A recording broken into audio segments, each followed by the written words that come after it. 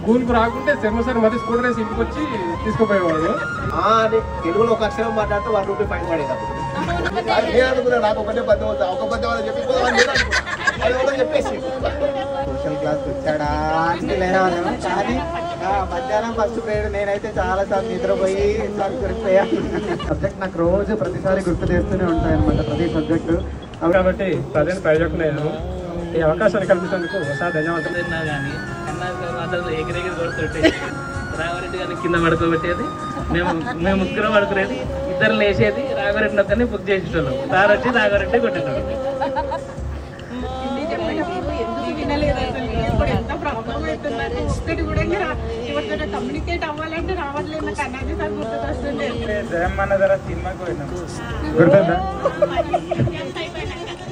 నాకు చాలా హ్యాపీగా ఉంది సార్. మన మురళీధర్ సార్ నేను స్కూల్కి రాకపోతే ఇంటికి వచ్చి మరీ తీసుకెళ్ళేవారు నన్ను. నేను నాన్నతో బైకాడికి వెళ్తే అప్పుడు మా పొలం దగ్గరికి కూడా వచ్చి మరీ తీసుకెళ్ళేవారు. గట్టిగా యాంకరింగ్ చేస్తున్నారు. అలా తెలుగు నేర్చుకున్నాను. 2 yearsలో తెలుగు బాగా నేర్చుకున్నాను. తల్లిదండ్రుల కంటే నేను ముందైతే కొన్ని కారణాల వల్ల వదిలేరు.